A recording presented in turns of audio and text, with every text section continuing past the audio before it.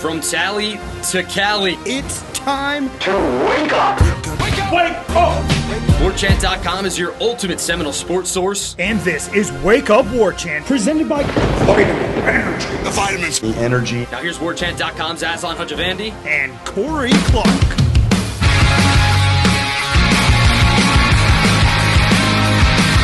Wake up! It's Wake Up Warchant presented by Vitamin Energy. Coming up on today's show, it's the penultimate off-season episode. That means we got 2 more of these before we actually start talking about football. All the interviews from ACC kickoff, FSU players, Virginia players, Stanford players, coming your way. Enjoy. Wake Up Warchant presented by Vitamin Energy. VitaminEnergy.com. Sip the juice, shake it, and take it. Clinically tested, clinically proven to improve your focus and concentration. 75% of participants in a 14-day trial said so and agreed with that statement. 64% agreed that it was a great mood booster. 89% said, yeah, man, it worked quick. Give it a try. Synergistically formulated to give you that energy you need and to keep it going. None of these peaks and valleys. No sugar crash. Vitamins and nutrients all in one little bottle. It's called Vitamin Energy. Warchant.com, your ultimate Seminole sports source. If you're a member of Warchant.com, I think we're giving away some sweeteners to keep you enticed. Maybe gift cards to Garnet and Gold, things like that. Give it a gander over on the Warchant.com Tribal Council. All right, so we're going to speak to Mike Norvell and the whole coaching staff later today. That's going to be your show for Wednesday, boys and girls. But for now, let's just get rid of all the interviews that we did at ACC kickoff. They're still timely. They're still meaningful. Interviews with Darrell Jackson, Richie Leonard, Earl Little. We grabbed Simione Pale from Stanford. He's an offensive guard. Noah Josey, a guard from Virginia. And I forgot the defensive lineman they gave me from Virginia. They just dropped them off. Just drop them off. I think both Virginia guys, I really didn't have time to study all that much up on them. So we'll see if it wound up into being bad interviews. Maybe not my greatest work, everybody, so I apologize. But the Florida State ones are going to be solid. Seminole headlines, I think, will be dropping later today as well. So check that out. Live updates from the press conference, which starts at 11:30. We'll be hitting the Twitter stream and also the thread over on the Tribal Council where we'll be Corey's going to be transcribing it live. All right, enough rambling. Let's start off with Darrell Jackson, everybody. Back in Charlotte, ACC kickoff. We're joined here by Darrell Jackson, starting defensive lineman for Florida State. Darrell, how's life? It's good, man. It's good. Darrell, what are you checking in at right now? Give me the height and the weight. 6'5", 6'5" and a half, and on 335 right now. Okay, is this the best you've ever felt in your career? Yeah, it's the best. I'm dropping body fat, so I'm moving better. All right. So was that your idea, the coach's idea? How did that sort of plan come about to tighten up? It's kind of both. Coach T. Knight want me around 330, lean and becoming like more dominant and can move. So. The leadership aspect. Right. I think Earl said that the coaches kind of came to him early, hey, we want you to be a leader. It sounds like when you were up at the podium, you were talking about, like, you kind of looked around and were like, hey, man, like, I want to take us places. Can you walk us through, I guess, your mindset? Yeah, man. It started with last year, me not becoming that vocal leader and the guy that I needed to be on the first 6 games. Just like, I feel like I let us down. So this year, I feel like I became, it started in January, I became that vocal leader.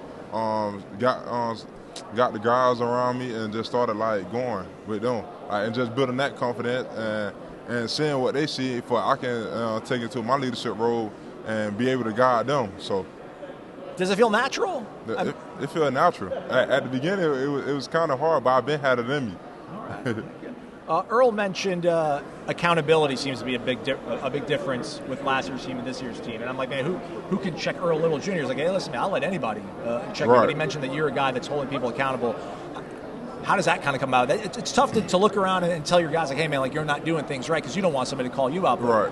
It feels like you realize that's what you have to do to get to the place you want to go. I feel like that's the best decision we made.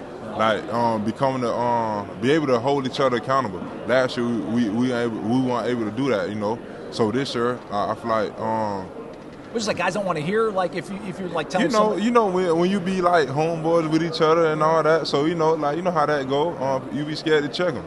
You be scared to check them. Some people don't want to say it, but they feel like. But this is why I say this. It starts with like the relationship you build with your guys, for they know where you coming from. First, they had to start with that. Like so. Yeah. I feel like, to be honest, they can check me. Like, if I'm lacking, they can check me, you know what I mean? Because I want to be upheld to that standard that they want me to be at, and also for myself. Coach Norvell was saying that, we asked him about how the team building going around right now, because all the, the new players that you guys had, how's the team building been? And he mentioned that he felt like last year, funny enough, he had to kind of force you guys into more team building situations. This year it doesn't feel like that. What does feel different about, the brotherhood and just the closeness about this team? I mean, like really on the personality of the guys I have in my room. So, us just becoming together, and just latching on to each other, doing what make us become more natural bond together and all those things. So, how important is that for success? I mean, you were around this team in 2023 when they were winning games left and right. I mean, how important is? I mean, he talks about climb. I think that being climb is brotherhood, right? Like, how important is it to be close and play for each other to have success? That's what you want in your locker room. You want to be able to build those bonds and be able to take the young guys under your wing and the older guys to learn from each other. So that's become like I said, you want that in your locker room. Terrence Knight feels kind of like you, he kind of happy-go-lucky, likes to have fun and laugh, but then when he gets down to business, it's all business. Right. Who is Coach Knight to the folks that don't know what he's like? Man, he a great dude, hard worker, very intelligent, want the best for you, are willing to work you. So I'm a reflection of my coach. He a dog, I'm a dog. So I'm fighting for him, he fighting for us. So. How much of the differences you think in your game is going to be technique-based? How much of it is just finding that edge? The Coach Norvell says that extra gear in you that's just going to make you dominant. Just being consistent. I know that I can be calm. Just being consistent. And it showed up in games last year, but me not being consistent, it be like this, up and down. So just me being consistent, I feel like I'm gonna be that one. I don't know anything about ball. I'm not going to pretend like I know anything about ball. But when we think of 3-3-5, I don't know. I guess some people think, maybe me included, that you're supposed to just kind of take on a double team and let other guys kind of make plays. What do you see your role?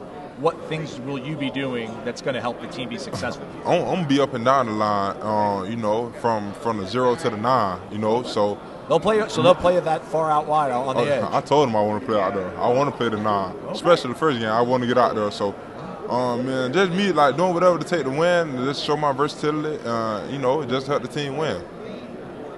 Is there a level of confidence that you feel Coach White and Coach Knight have in you that's making you feel more confident about yourself? I mean, they believe in me. So when my coach believe in me, I know I can do it, and I know, they behind me, I'm going to do it. It seems like from the outside, you've long had aspirations to, get to the next level, right? And there's a lot of people that are kind of depending on you. Right. I don't know if anybody realizes the stress maybe of that. That feels to me that was stressful, man, to be 22 and have a bunch of people needing me to do something above and beyond to help everybody else out.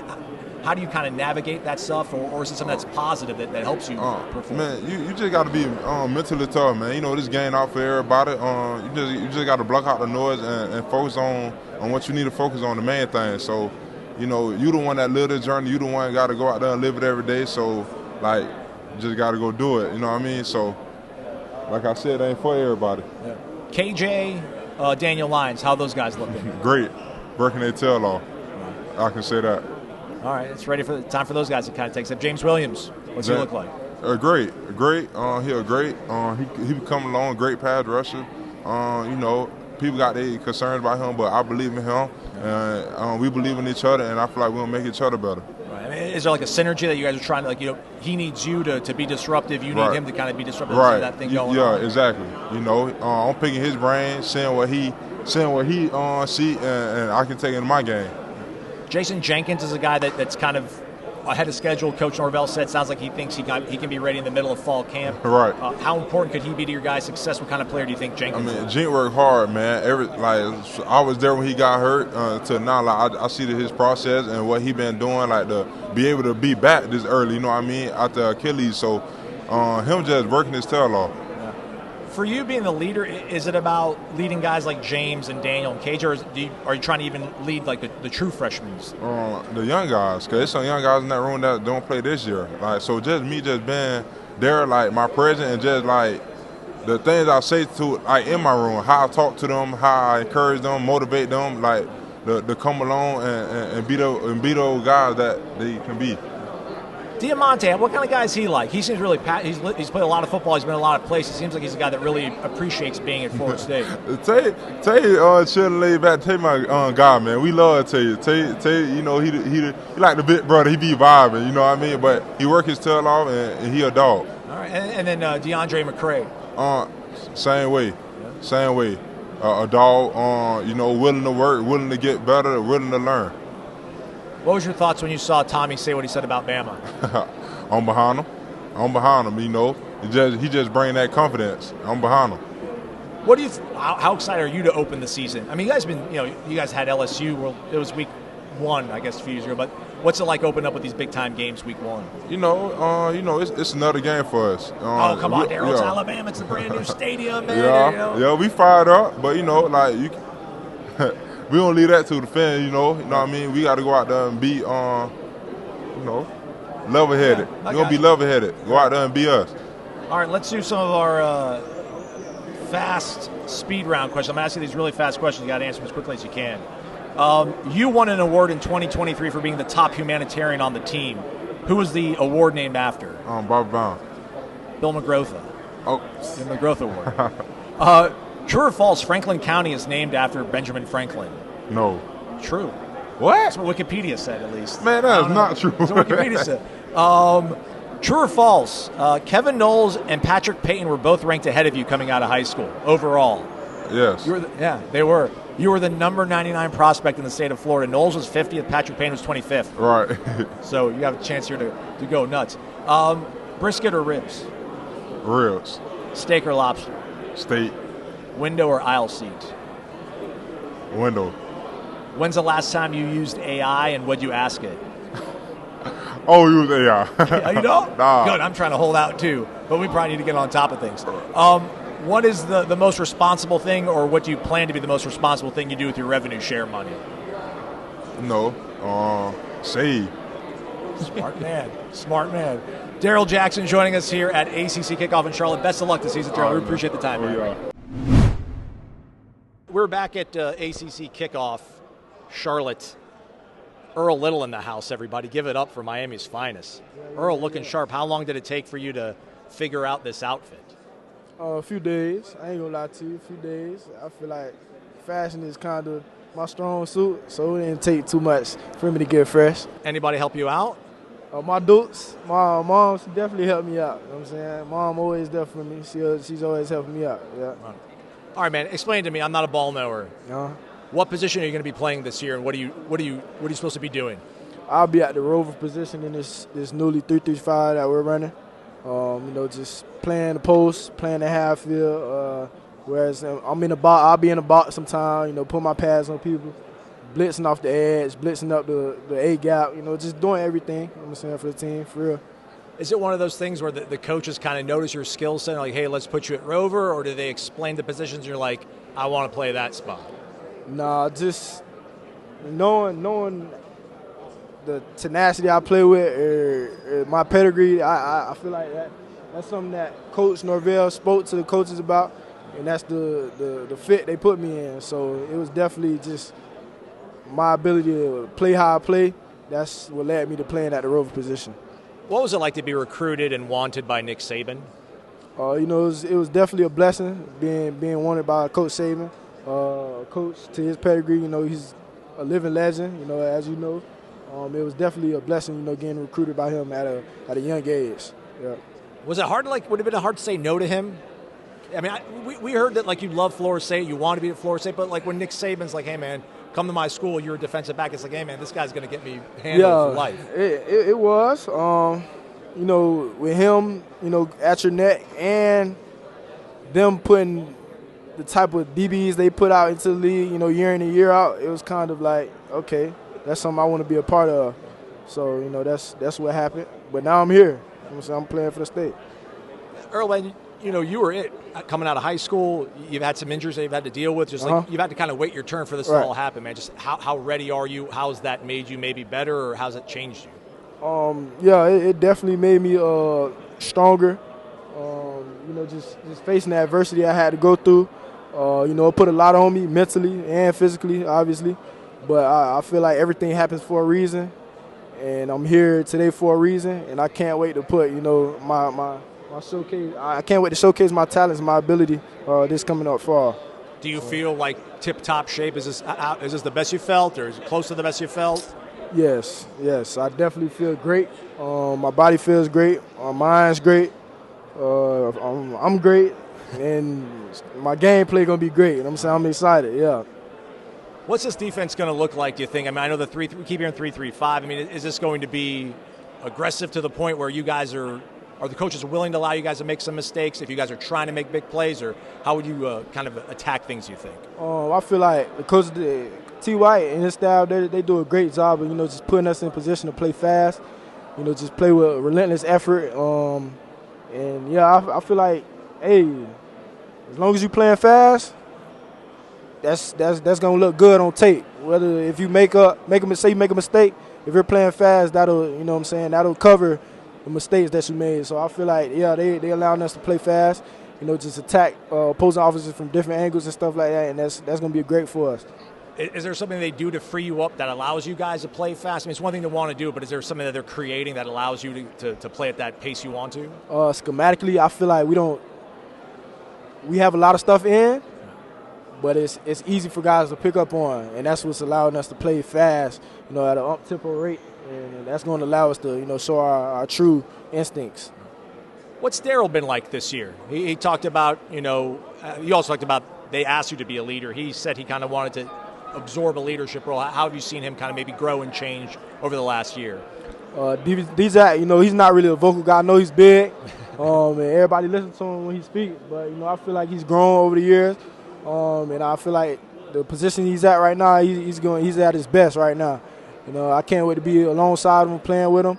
But yeah, that's something he's looking forward to. He's been doing a great job at it so far. Do you think he's having a big year? I mean, I know they're saying first defensive tackle off the board. Do you think that's like what's in the back of his head? Most definitely. I feel like that's why he came back to school, to be the best, and that's what he's doing right now. He's working towards it. Coach Norvell said that last year he had to kind of force team bonding exercises. He says he feels like he didn't have to do that this much this time around. Can you feel anything different? Was there anything last year where you're like, yeah, man, maybe we're not as cohesive, we're not as connected, and is there something that feels different about things right now? Yeah, I can say this year we're definitely gelling. Camaraderie is definitely there this year. Everybody's buying in into the program, and just we're all what's the word I'm looking for? Aligned, connected, gelling. Nah, we're all we're being accountable for each other's actions. So say somebody does something wrong, right. Nobody's gonna sweep that under the rug. Who checks you though? Who can check Earl Little Jr.? I feel like anybody can. Yeah. You know what I'm saying? That's the type of person I am. You know what I'm saying? I treat the janitor like he's the top boss. You know what I'm saying? I'll take advice from anybody. You know what I'm saying? That's just me, and that's how I was raised. You know what I'm saying? That's a testament to my parents and how I was brought up. And yeah, I feel like anybody can say something to me as long as you're not disrespecting me. Yeah. Fair. What was it just like growing up the son of a really successful football player, man, at the college level, and obviously played a whole bunch of NFL football? It's truly a blessing. You talking about my father, right? Yeah. Yeah, it's truly a blessing, coming up with my dad in my back pocket. Him being someone I can lean on to and just go to advice for, anytime I needed him. But yeah, just having him, right there at home, just him giving me tips and tricks and, the knowledge to be successful, I feel like that's been a great blessing for me. I don't take anything for granted. So anything I need from him, anything I ask, any knowledge I need, I just, hit up my pops and he'll give it to me. So that's definitely a blessing. Has it always been business since day one, or were you playing and just having fun playing football, and then, you and your dad one day, however old you are, just like, listen, son, you've got it, but if you want to be what I was, you're going to have to do all these sort of steps? Yeah, my pops, he didn't push ball on me at all. I was in every sport, for any sport you name it, I was doing. He kind of let me find my own love and my own passion for the game, and that's what it's been ever since. You know what I'm saying? I found that passion for the game, and this is what I want to do with my future. Not having that, not being able to play at the level you want to play, I'm sure, and loving football so much has got to be kind of driving you crazy and motivating you right now. Yeah, it is. But I'm saying that's what I got this upcoming fall for. You know what I'm saying? Put that on display and put on for that last name and that logo on my chest. All right, we're going to go to our speed round here, Earl. I'm just going to ask you a bunch of crazy questions, and you need to give me an answer as fast as possible. All right, you ready? Yeah. All right, we're going up tempo. True or false, your dad made more, or not true or false, over or under, your dad made more than 300 tackles in the NFL? True. That's right. He made 304 tackles. Yeah. There was 11 guys on 3 ranked ahead of you as a recruit. How many of the 11 guys in front of you have transferred? Do you think more or less than 6 guys in front of you? More? Yeah, 7. Okay. There you go. What first-round Florida State defensive end attended American Heritage? Defensive end, Brian Burns. That's right. That's right. Yeah. When was the last time you used AI, and what did you ask it? It was asking for my suit. It was like a question about my buttons or something like that. Some little fancy question I asked it, but it gave me the right answer. Yeah. Look at that camera. What did NCAA get wrong about Earl Little Jr.'s ranking? Oh, man, my rating, man. Y'all tried me, but it's all right. After this fall, y'all come back to me about the updates. Yeah. Earl Little Jr., what we think is going to be the starting rover for Florida State, your favorite team, everybody. Earl, thanks so much, man. Best of luck this year. No problem. Thank you. 2475 Appalachian Parkway. Put that in your GPS. You will wind up at the best sports bar in Tallahassee, Florida. The unofficial official sports bar of Florida State fans and warchant.com. The People's Sports Bar, people some say. Corner Pocket Bar and Grill, 2475 Appalachian Parkway. Daily lunch specials from 11 a.m. to 3 p.m. only $8.99. Comes with a side dish of your choice. Later tonight, trivia, 7 p.m. Come on in, enjoy some great food and drinks, and also win some house cash and bragging rights. Thursday night, bingo night. 4 rounds, $250 cash money up for grabs starting at 8 o'clock in each single round. Get some, everybody. And don't forget, happy hour weekdays from 4 to 7 p.m. and then all day Sunday. NFL's almost here, everybody. Prepare accordingly. CPTallybar.com, the website, if you want to check out the menu and see if there really is a thing called the Corey Wrap. There is, everybody. 2475 Appalachian Parkway. The Corner Pocket Bar and Grill. ACC kickoff. Big man Richie Leonard joining us here on Radio Row. Wake Up Warchant presented by Vitamin Energy. Richie, I said it off camera. I'm going to say it on camera. I like the tie bar. I like the whole ensemble. How much time and effort went into this? Definitely put a good amount of time and effort into it, for sure. Who helped you out? Any assists, or was it all you that figured out the suit? I had a couple people help out. Definitely, it was not just me. You know, I wouldn't be able to put something together like this by myself. So definitely. How long ago did Richie Leonard give up on playing quarterback and realize he had to play offensive line? I'd say when I started, I played flag football when I was younger, probably till I was about maybe 7 or 8, and then I stopped until high school. And when I played when I was in flag, I was a quarterback actually. And when I started back playing in high school, I was an offensive lineman. So somewhere in between that window. Yeah. Were you playing any level of football between then and then? No, I stopped completely. And you started playing football again in high school? Yes, sir. Did somebody convince you to do it, or was it just you missed the game and you're like, let me get back to it?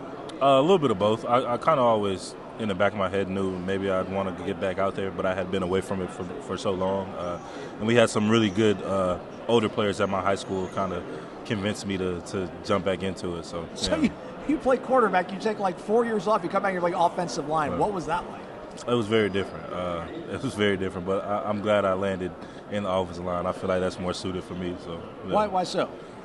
Just because of the type of position it is. I feel like it's a real selfless position, and I feel like I'm a selfless person. You know, we don't have any real like formal official stats, you know, anything like that besides sacks given up. You know what I mean? So yeah. And PFF, I should have pulled up your PFF numbers, but I don't have those. What's this offensive line room been like with the addition of Richie, Micah? Adrian's a new guy as well. So there's just all these new pieces. How's that been coming along? Oh, it's been coming along very well. Coach Hand preaches that he's not going to bring anybody into the room that he doesn't feel like will fit us and our culture in there. And all those guys that he brought in, they fitted to a T. So being able to work with those guys up to this point has been amazing. Everybody come in ready day one for that, or has there been like accountability and kind of camaraderie building to get everybody on the same page? Yeah, there's definitely going to be some camaraderie building just because some guys, a guy like Gunnar Hansen, I had a relationship with him before he came to Florida State, but other guys like Micah or Luke or Medball, it was my first time meeting them, whether it was on their visit or when they reported to FSU. But they're all great guys. I think we all get along really well. We do a lot of stuff outside of the building together. So I'm excited to see. You got here last year, obviously. Coach Norvell said that he felt he was forced to kind of make you guys do a lot of team building exercises last year. Said you didn't have to do that this time around. What's different about this team, do you think? I think we're just very close. Naturally? Yeah, just naturally. I think that all the guys that they brought in, whether they're transfers or freshmen, I think that they just fit. They fit in their rooms respectively and on the team very well. So there hasn't had to be much, forcing us to hang out. We like hanging out on our own, So yeah. Perfect. Has Coach Norvell changed at all? No, he's the same person as he'll always be. That's one of my favorite things about him is how consistent he is. He's always going to have that same high energy as soon as you walk in the building, and he's been like that from the day I met him. How challenging was last year for you? I guess the decision to shut things down and have to kind of see how the season went. And, listen, the transfer portal's open for everybody, and you decided not to go down that path. I mean, what was last year like for you? Last year was definitely something I had never been through before, just in terms of my injury. It was my first time having a major injury like that would keep me out for an extended amount of time. And I will say that it helped me grow a lot, though. And what they preach in that building is how to handle yourself in adverse situations. So when that injury and the whole process came and went, it was almost like I was prepared for it, because that's how our program runs. It prepares us to handle ourselves in adverse situations, whether that's in football or in life itself. We see all these preseason awards lists coming out, and you're on all these lists that talk about like the goodness of a guy, right? Like the community service and helping to serve their community. Where does that kind of all stem from? How much of that is you trying to give back to the community and also show your teammates just how committed you are to them in this program? Yeah, I think it was instilled in me at an early age. Even in my family, like my mom and grandmother, they're both teachers. My dad and my grandfather on his side had community ties in a multitude of different ways in our hometown. So I'd say it's something that was instilled in me from an early age is service. And it's also one of the core values in our program, service, sacrifice, and respect. So definitely, and being able to show guys on my team that, it's not all about what you can do for this team on Saturdays. It's how can you pour into other people as well, Are there conditions around the program right now that makes you feel more comfortable being a leader this year versus last year? Like your first year here, now you've been here for 2 years. Is there anything that makes you, or was this who you were last year? Yeah, I definitely think that it was who I was last year. I think we were just similar to this year. We had a lot of older guys on our team last year in those leadership positions that had, been at Florida State for a while. So it's I wouldn't say that it's anything conditionally different that would make me feel any more different acting one way or another. I think it's just this is me. So I think Coach Herb Hand's your third different offensive line coach since you've been in college football. What about him stands out to you? What are the things that you appreciate and make him a good coach, do you think? Yeah, just the type of teacher he is. I feel like he's a phenomenal teacher, and he's been with Coach Malzahn so long that he knows this offense like, the back of his hand. And his knowledge of football is second to none. He's produced a lot of great players. So definitely that aspect of it has me really excited to play for him. What was your reaction the first time they drew up a couple of the base plays that they're going to be the bread and butter of what this team's going to be like? Yeah, I was excited. I was really excited. Definitely, I feel like it's a very offensive lineman friendly scheme. I'm excited to showcase my talent in it. What were your thoughts when you saw the comments from Tommy about Alabama? I asked Darrell this question too. I want to get your thoughts. Yeah, I think Tommy. First of all, this offseason, Tommy has been just phenomenal. You never have to question his attitude, his work ethic, his leadership. He's going to show up every day and be consistently himself. And I think that compiled with the confidence that he has, it's a recipe to be a quarterback that at least I want to play for. You know what I mean? So yeah. Yeah, Tommy's he's awesome. We spoke to him, and it's like, all right, man, I'd follow that guy into war, man. Exactly. Left guard, right guard. Do you have a home? Do you feel right now? No. I've played all over the interior of offensive line pretty much my whole career. So wherever I end up at is where I'll be comfortable anywhere. How different is it playing left guard, right guard? Are there certain things that a guy might feel more comfortable being at left guard if you're running to the field side versus the boundary? I mean, is there a lot of difference in the feel for it, or I don't know anything about ball? Let us definitely know at home. It can be different at first, but a good analogy that Coach Hand, I've heard him use before about playing both sides is, I'll switch it up a little. It's actually imagine trying to brush your teeth with the opposite hand. You know what I mean? It's going to be different at first, but over time you'll get used to it. And we all know how to brush our teeth. You know how to play football. Yeah. It's just left, right side doesn't really matter. Exactly. All right. Exactly. Let's go to our speed round of questions here, Rich. I'm just going to fire off questions. You got to answer them as fast as you possibly can. Let's do it. You're from Cocoa. Yes, sir. True or false? The comedian Carrot Top is a Cocoa High alum. That is very true. Yes, absolutely. I had no idea until I did this. Yeah. What's the game between Cocoa and Rockledge called? Oh, I'd compare it to the Sunshine State Showdown. It's like a mini version of that. It's huge. It's a big rivalry. Is there a nickname for the game, though? It's the Barbecue Bowl? Correct. Yeah, Barbecue Bowl. That is correct. Yeah. What did NCAA get wrong about your rating? NCAA 26 get wrong about your rating? Honestly, I have not looked at it yet. Okay. I haven't. They gave us codes for it. I gave a code away at my youth camp I put on. So I gave a kid my free code. So I haven't been able to get a chance to look at it yet. Who's got the nastiest locker on the team? Oh, Mario Nash, the freshman. Absolutely. His locker's crazy looking. Hey, we're all fresh. We were there at one point. Yeah. If you were offered $200,000, Richie, to hang out with one person on the team, and if they start bullying you at any moment, you would get the money, who would you invite? Michael Pettis. Michael thinks he's the biggest bully in the world. I love it, though. That's all good fun. Steak or lobster? Steak, yeah. Brisket or ribs? Brisket. Window or aisle seat?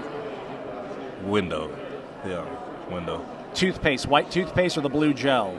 I actually use charcoal toothpaste, so it's black. Okay, all right, there you go. Twisting, mixing it up. When's the last time you used AI, and when did you ask it? Oh, I think I used it yesterday on the flight here, or right before we took off. I typed in how long is the flight from Tallahassee to Charlotte. Yeah. Nice thing. Yeah. We're all using it. Richie Leonard, you're going to be a huge part of the success of this team. Everyone's hoping, and best of luck to you. Thanks for taking time out, man. Thanks so much for having me. Yep. We are back here in Charlotte. We are joined by Noah Josey. Is that how you pronounce it? Yep. Virginia Cavalier. He's a 6'5", 310-pound offensive guard. Let's go back to high school. Being a recruit. I think I read Alabama, Georgia, Ohio State. All these guys were in the mix for you. What was that like? What's your best recruiting story being on one of these campuses, I guess? Yeah, in high school I was very blessed to have a lot of opportunities at a lot of different places. And it did lead to a lot of, cool and interesting stories. One off the top of my head. It's fine. No one's listening. It's just you and me now. I don't know. I really can't pinpoint a single one. Talking to the coaches at UVA was the highlight of my recruiting process, in my opinion. Having the opportunity to go to a lot of different places, picking UVA to me came down to the people here, the people at this university, and that's why I came here. Was it fun mostly for you being a recruiter, or was it like nauseating and annoying? It was very fun, honestly. Yeah, I mean, getting to go to a bunch of different places and visits and meet a bunch of different people. That was all a very cool process for me. And towards the end, it started getting a little tiring, but luckily, a thing for me is I got recruited fairly early in high school, and COVID was my senior year, and so that took away a lot of guys recruiting. But I got my fill in before then, so it's fine. Auburn offered you. I think Gus Malzahn was still there. Did you ever communicate with either Gus Malzahn or Herb Hand? They're both at Florida State. That's why we ask. I just wonder if you had any kind of thought on them, if you ever interacted with them. Yeah, I don't really remember interacting with Coach Malzahn much. Herb Hand's kids actually went to my high school, so there's a little mutual connection there. But no, nothing really much. All right. Let's talk a little about football itself. So, have you ever gone up against a 3-3-5? Can you talk to us about what it's like going up against a 3-3-5 defense as an offensive lineman? Yeah, it's definitely different. I think it's fun. You can almost call it the monotony of a season. And going against a different structure like that. You're going against NC State. They were running that back in the day. I still don't know if they're running it now, but they're running that 3-3-5, and it's different combos. You work it a little differently. I enjoy it. I think changing up the weeks like that. Changing up your opponent and having to attack a different problem. My offensive line coach puts it, every week is its own season, and so that's how I approach each week. So, listen, I have a very elementary understanding of the game of football. I'm not going to try to pretend like I don't, but it feels like surface-wise, when you think about a 3-3-5, opportunity as an offense is so maybe some bigger run lanes get opened up. The threat of it sounds like they can be a little bit more exotic about bringing their pressure. You don't know exactly where it's going to come from. Is that some of the stuff that factors into going up against that kind of front? Yeah, I would say you're hitting it pretty head on the nail there. It's it's a lot of exotic blitzes, like you said, but you have the opportunity to have, strong double teams in the run game, between, your guards and your tackles, your guards and your centers. And that helps open up the run lanes for sure. All right, so a place like Virginia is pretty special. What a great institution, on the field, off the field. Does it feel any different when you talk to, I don't know if you've got other friends that are playing, D1 football or playing any kind of sport, but, with the way everything's kind of evolving right now in the marketplace for you guys as athletes being able to get compensation and make money, does it feel like at Virginia there's something a little bit different maybe about the bond that keeps everybody around there and wanting to buy into being a Cavalier? Yeah, for sure. Anytime you get a transfer and you're asking them about their old institution, how it was, what it was like, and, you get a lot of different answers, and a lot of it looks a lot different than what UVA is. UVA is, an academic institution that people want to come to because they want to help set themselves up for 40 years down the road, and that helps draw in a certain type of individual. You get a lot of very driven guys who are very focused in all aspects of their life, and, instead of some places where at some places it might just be all ball, guys at UVA are focused on all aspects of their life and trying to become the best person they can. I mean, I know you weren't there for the New Year's Six Bowl with Coach Mendenhall back in the day, but like that was kind of like what Virginia was when you were thinking about committing to them. Obviously, the tragedy that happened a few years ago, just the trajectory of this program right now, what's it feel like? How much healing has been done, and how looking forward to the season are you guys right now? Yeah, the tragedy is a big part of my story as a college football player. That was a big point in my life, and I play every game for those three guys, for Lavelle, Devin, and Deshaun. That is a point I've made to tell transfers and guys who really don't know about it. That's something we carry very heavily as a team. But like you said, I feel like we have a lot of momentum going into the season. We brought in 34 dudes out of the transfer portal, and we have all the resources and money we need to go there and compete with anybody, and I think we will do so. Let's talk about that. What's it like? So Link Jarrett's the baseball coach at Florida State, and he brought in something like 20 baseball players 2 years ago, and he always talked about onboarding, which is what you'll hear about whenever you do go into the real world of working after your career's done playing football, but onboarding, bringing on these new people, getting them up to speed with like their paperwork, letting them know how everything works, how we practice, when we practice. 34 different guys to bring into the mix, into the fold. How challenging has that been? I know the portal's been around and there's been movement, but that seems like a really big number of guys to kind of get acclimated. How's that been? Right. And for us, it wasn't a challenge really mostly, and I give that to the coaches. In December, our coaches had a big emphasis on bringing in the right type of guys character-wise first. That was the main thing. We vetted for character, and we vetted to make sure that the guys we were bringing in were coming for the right reasons. You get, in college football these days, you get some guys just chasing a buck, chasing a dollar. And we don't have that at UVA. We have guys who can there because they want to win. They have something to prove to themselves. They have something to prove to the world. And so when you bring in guys like that, the threat of losing your locker room and losing the culture that you've built is something that we don't have. And it allowed the assimilation to be quick and easy. For you, are you more of a vocal guy, like maybe within your room or outside your room, or are you more of someone to kind of set the example by my actions guy? Yeah, I would definitely say I'm a vocal guy within my room. As the team goes, I've been pushed this offseason to be more vocal. In the past, I've just kind of been a lead by example guy. But you need vocal leaders on your team, and is it something I feel like I'm very good at? No, but I feel like I'm getting better at it, and you get better at it by seizing the moment every day when you see times to step up. Let's talk about this offense. Again, so many new faces, but quarterback is probably the one thing that everyone's kind of circled and squaring, and that's Chandler Morris, and just how profound and prolific of a career he's had. What has he brought, I guess, just from an intangible sort of standpoint, like a voice, a leadership kind of stabilization? I don't want to put words in your mouth, but how would you kind of sum up his presence so far? Yeah, I think intangible is great, is definitely a strong suit. Being a 6-year, being a veteran guy, he comes on the field every day with a pro mindset, and he leads us with a lot of experience, and he knows what it needs to look like. He was a part of the national championship squad at TCU, and so he knows what it needs to look like. And so I have a ton of trust in that kid to go out there and lead us. Noah, we got to go to the speed round. 5 questions, rapid fire. You ready, sir? Let's do it. First question, toothpaste. White toothpaste or blue gel? White. Absolutely. Second question, Sabrina Carpenter or Sydney Sweeney? Sydney Sweeney. Steak or lobster? Steak. Can you name the famous Florida State alum who played defensive back at Brentwood Academy? Jalen Ramsey. That is correct. He's correct. And last question, what's the most responsible thing you've done with revenue share money or plan on doing with revenue share money?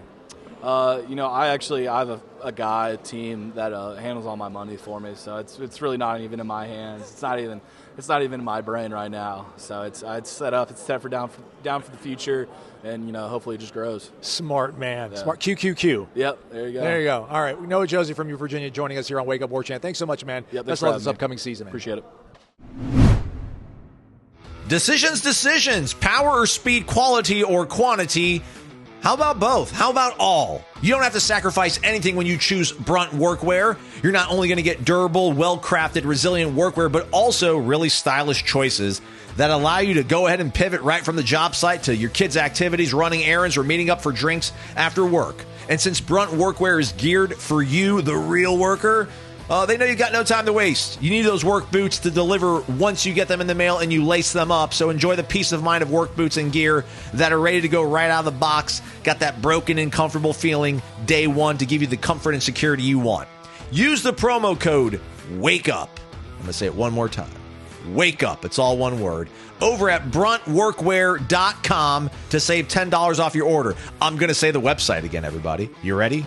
bruntworkwear.com. Use that promo code to save $10 off your order. We were back at ACC kickoff.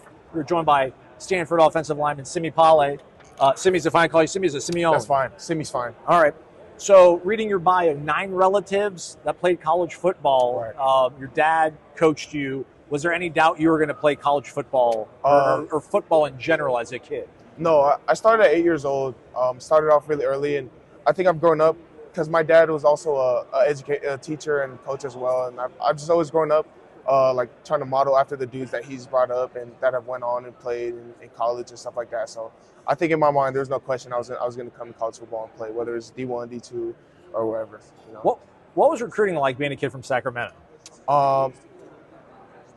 I think it's kind of frowned upon, or not frowned upon, but it's kind of slept on, Sacramento football, But we've got really good schools, and people come through. But definitely I went to a little smaller school. We ran the triple option and things like that, and I think we were definitely slept on. But I think being able to showcase Sacramento and showcase the talent that we have, it makes me so proud to be from Sacramento and play high school football there. Represent. So let me get this right. I think you kind of committed to Coach Shaw. Yes. So you got recruited by David Shaw. Then you come in and Coach Taylor's your coach. And then now you got kind of Frank Reich. You had one offensive line coach that was going to actually come along with Coach Taylor, Coach Adams. Coach Adams. He ends up not taking the job, goes to the NFL, which makes sense. And then you get Coach T and Coach Netter. Right. What was that like as a recruit with all that change kind of going on? Right. So I committed to Shaw in the summer of my junior year, or going into my senior year. And then kind of toward the winter of my senior year, when the season's over, Shaw announces at the end of the BYU game. I was at the BYU game, and we get the text in our little recruits group chat. He's like, "Dude, Shaw just moved on," and I was like, "Man, But to be honest, it was the same case. It's been the same case repeatedly. If my dudes are staying at Stanford, the people that I love, my teammates that I love, I'm staying. And I think it started early on with the recruiting process. I think my recruiting classes were really what made me stay, and just knowing that there's like-minded dudes that want to be great on the field and off. So I think just cherishing that throughout the recruiting process and knowing that this is what's important to me and that it aligns with my other brothers. So yeah. So I couldn't read the full story, but I saw the headline of it. It was when you were a recruit, and it said that there was a last-ditch NIL effort from another school. Yes.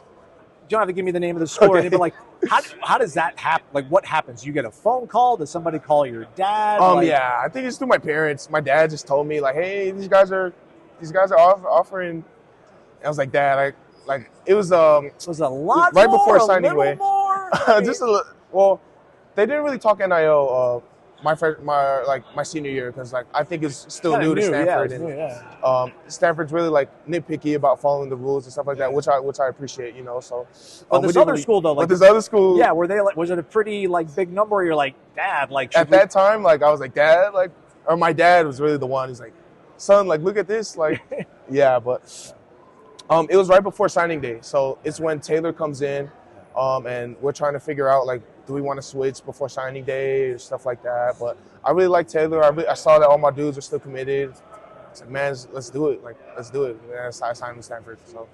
I mean, you mentioned just being around like-minded guys. Right. You know, there's a lot of people that are listening, watching this podcast, I think that grew up watching college football when, you know, kids would go on official visits and it was about loving the campus and the way it felt and the people around there, the teachers, the professors, all that kind of stuff. In this day and age where everything seems to be, for so many kids, about, you know, it's got to make what's the best decision for me and my family, and that's going to be money. For sure.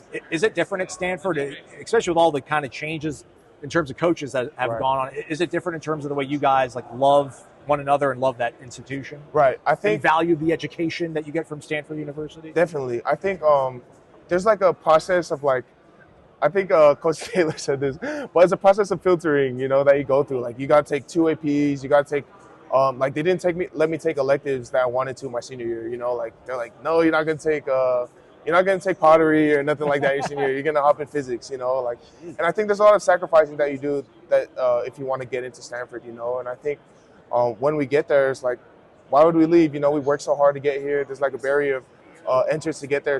I was talking with Sam Roush earlier, but there's a barrier of exiting as well, you know, and I think just thinking about like, in that process, you could have totally backed out. You know, you could be like, I don't want to take these APs. I don't want to, you know, but I think you do so much to get into this special place. And once you get here, it's just like, man, this is all that hard work I put in, like for school and on the field as well. Like this is what it's all about, you know. And I think it is truly different here just because you did so much to get in here.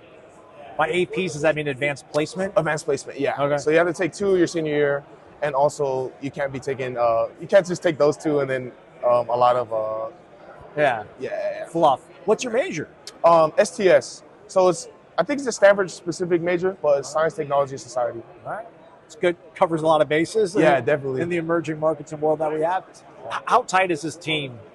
Just everything that's kind of gone on around the program, and what is I don't know what we call him Coach Luck, but what has Andrew Luck meant to this program so far? Man, I think one thing that we haven't really had in the past few years, like someone that like kind of, I know we have like guest speakers and stuff, but having a dude that's been through like the Stanford like greatness era, you know, like, and we have Andrew now, you know, like I think him reminiscing on like what they did, like how it was to work, like really work harder than everyone, you know, like I think it's good to be able to model after that and like grasp what he's telling us, and also like he's a great, like one of the greats in the NFL, moving on in college football. So he's been very huge, you know, and as far as like the team being close, you know, like we have O-line dinner every week, you know, like we're really close with the O-line.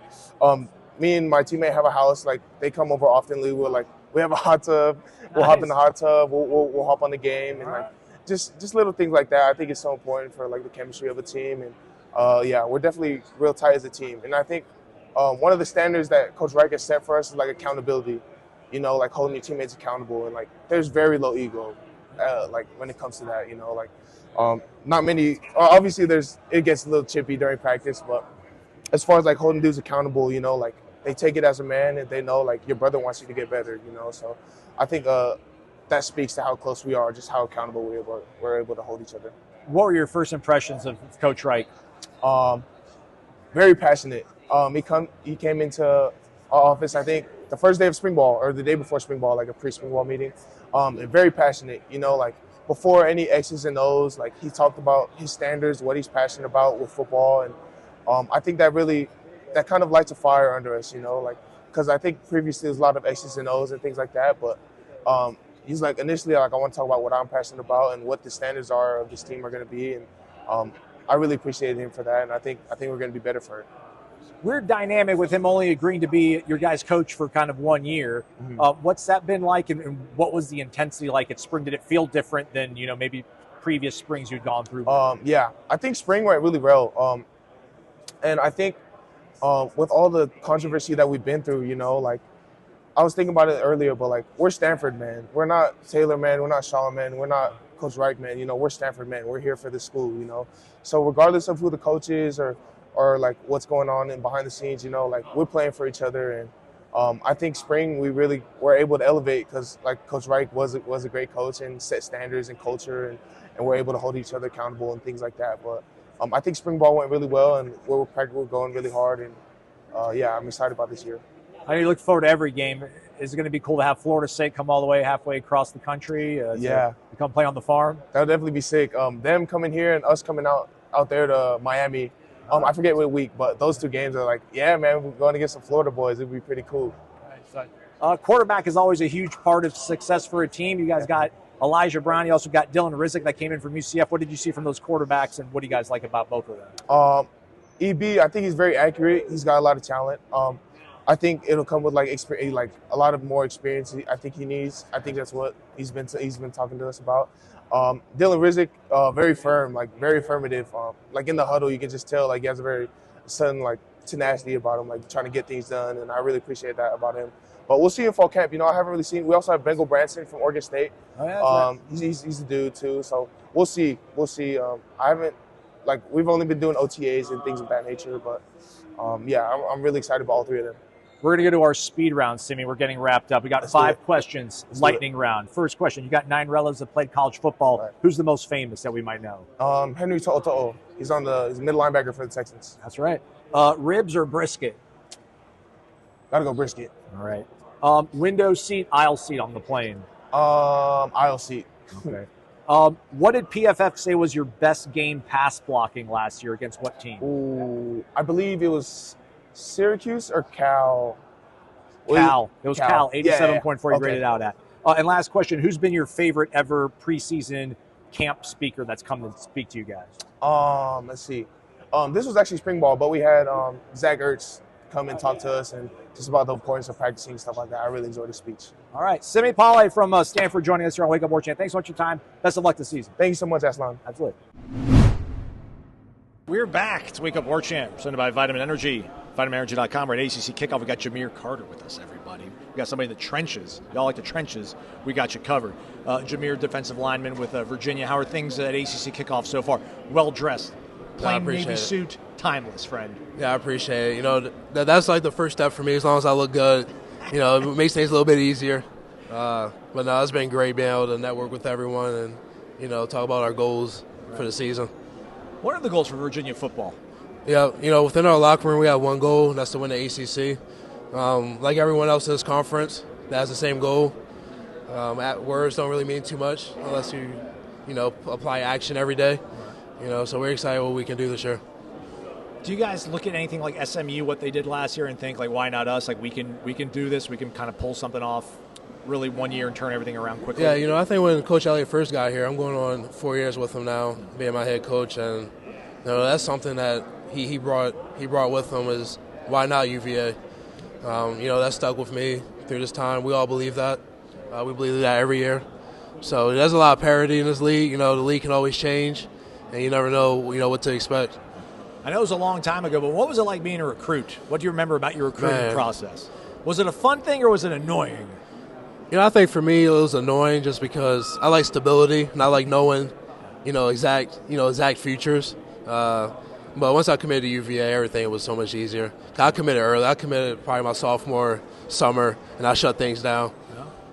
Did you visit anywhere else? Did anyone try to pull you in, flip you, as the kids say these days? I had a few. I believe South Carolina tried to talk to me probably a week of signing day, but I was a little late at that point. There's a couple other schools I can't remember off the top of my head. I feel like so forever ago. So, big kind of reset with you guys. I think 34 guys you guys have went and gotten to the transfer portal. What's it like trying to welcome in 34 guys, open up to them, be on the same page, but then also get on the football field and make plays together? Yeah, we have so many guys coming in. There's a lot of urgency to see how quick, guys can mesh together. For me, being a 6th year, I've seen the program transition in so many ways. And we have so many guys, it's so important to see how quickly they understand the culture, how we do things, and, if they like it. Are you a guy that do you tell them about the culture, or do you show them what the culture is going to be? I do a little bit of both, but, I try to lead by example first, so I try to show that before I can demand that from someone else. I think that's important. So you've been at Virginia, you said, for a long time, clearly. Probably your junior year of high school, they go to the, New Year's Six Bowl. I think they go to the Orange Bowl. Tragedy strikes a few years ago. So there's been all these highs and lows of Virginia football. Where do you think the trajectory of the program is right now? Yeah, I think under Coach Elliott, the foundation has been built, and now it's time to start expanding on that, and, being more consistent within this league and, winning games. There's so many games last year that, we've hurt ourselves that, we could have won just because, like I said, we weren't paying attention to details and the little things. We came short. Lessons learned, though, sounds Lessons learned. Yeah. Chandler Morris is a quarterback. If you don't have a quarterback, you don't have a chance really at any level of football. What chance do you guys feel he gives you? What kind of is he bringing a new level of confidence to the locker room? Yeah, he brings a great chance for us to win a lot of football games. Like I said, he's an older guy. He's been in college as long as I have, 6 years. He's also played in games at the highest level. Being at TCU in the championship when he was there. Learning from so many people. We have someone like that experienced football at a high level within college football. They understand what the expectation is and how you get there. And for him to express that day in and day out has been great.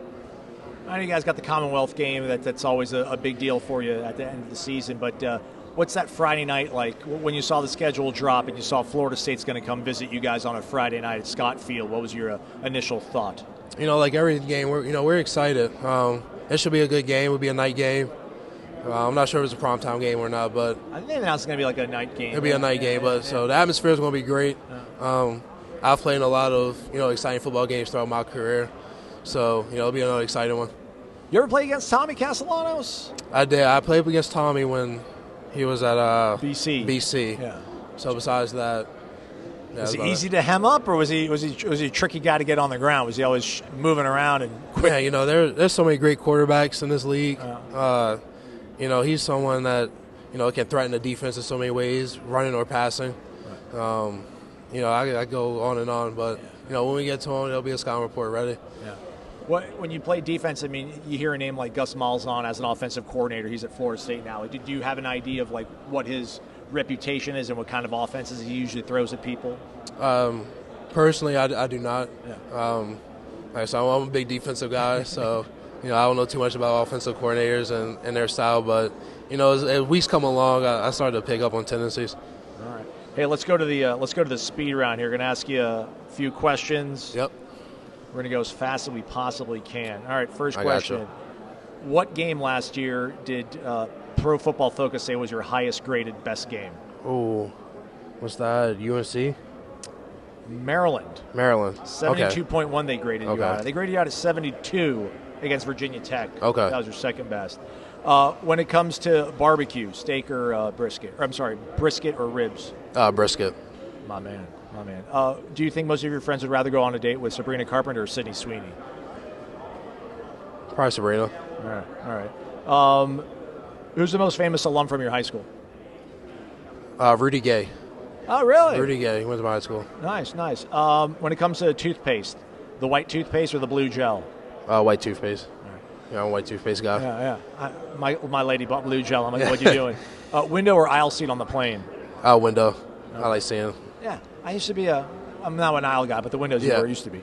Last question. What's the most responsible thing you plan on or have done so far with your revenue share money? I plan on one day buying a house. So I don't know how soon that's going to be, but my wife and I, we started looking a little bit early because. Are you married? I am married. Congrats! I appreciate that. So we plan a little bit early in advance. Yeah. So that's probably the biggest thing we've done is start looking. So that's awesome. So you're actually able to use your revenue share money to buy a literal house for you and your wife. All right, man. That's cool. I'm cool with that. I like that. That sounds good. All right. Jahmeer Carter, everybody joining us here on Radio Row at ACC Kickoff. Jahmeer, thanks, man. Best of luck. Thank you. Appreciate you. Yep. All right, that's a wrap for today's program. Hope you enjoyed those interviews. We'll do it all again next year. Can't wait. In the meantime, let's play some football games and let's win a bunch of them, hopefully, right? Fingers crossed. Check out warchant.com. Again, 11:30 press conference starts today with Mike Norvell. Live updates over on warchant.com. Transcription from our guy, Corey Clark. Then we're going to have our luncheon, and then afterwards we get to kind of talk to all the coaches on staff and get their takeaways, some stuff on the record, some stuff off the record, but all the videos will be up on our YouTube page as well as warchant.com.